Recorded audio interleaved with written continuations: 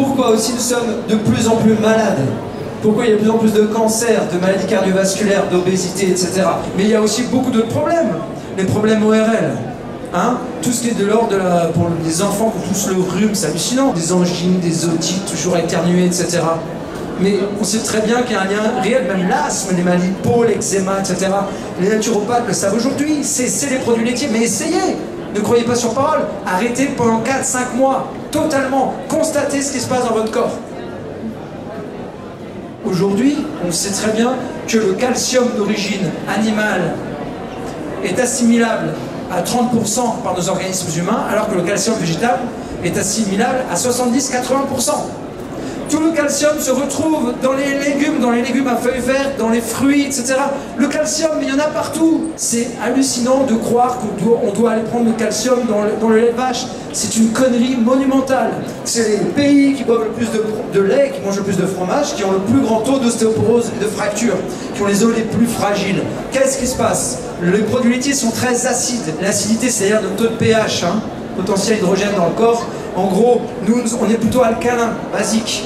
Et les aliments très acides, comme le fromage, la viande, l'alcool, les légumes en boîte, tous ces trucs-là très acides, perturbent notre pH. Et qu'est-ce qui se passe? On a plein de maladies suite à ça, énormément de maladies. Mais en particulier, la fuite des sels de calcium, la déminéralisation de nos os. L'ingestion des produits laitiers sont en corrélation avec les cancers liés aux hormones. La prostate chez l'homme et le sein chez la femme. La viande rouge, on dit que c'est un cancérigène probable, c'est l'OMS. Et les viandes transformées, les charcuteries sont des cancérigènes certains. Le problème aujourd'hui, c'est que nous avons des médecins qui ne sont pas formés à la santé par l'alimentation. Y a-t-il des médecins dans la salle? Merci. Est-ce que vous avez eu beaucoup d'heures dans votre cycle pour apprendre la santé par l'alimentation? Voilà.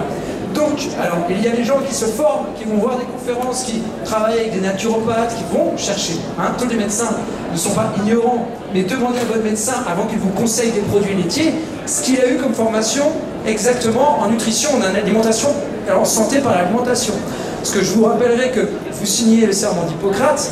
Hippocrate, il y a 2400 ans, le père fondateur, on va dire, de la médecine moderne, qui disait quand même que l'alimentation soit ta première médecine, ton premier médicament. Aujourd'hui, c'est de la folie. Aujourd'hui, on apprend avant tout aux jeunes médecins à identifier un symptôme, à lui donner un nom, etc. Et puis, de prescrire les médicaments qui correspondent. C'est-à-dire que nous avons une médecine symptomatique. Je ne suis pas contre les médecins, contre la médecine, contre la science. C'est formidable, toutes les connaissances qu'on a. Mais je veux dire, dans la compréhension de la vie, de la santé, on ne fait pas de la santé. On gère la maladie. C'est totalement différent. Notre petite fille, nous, qui a 5 ans, Lola, elle est végétalienne, quasiment de naissance.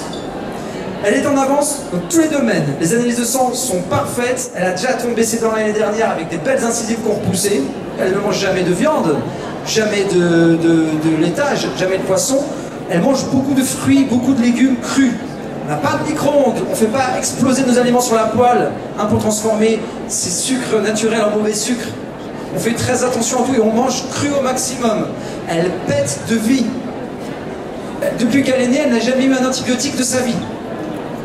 Et quand elle chope quelque chose et qu'elle est enrhumée, ça dure 3 heures. Elle fait une fièvre terminée. Elle se guérit d'un système immunitaire en béton.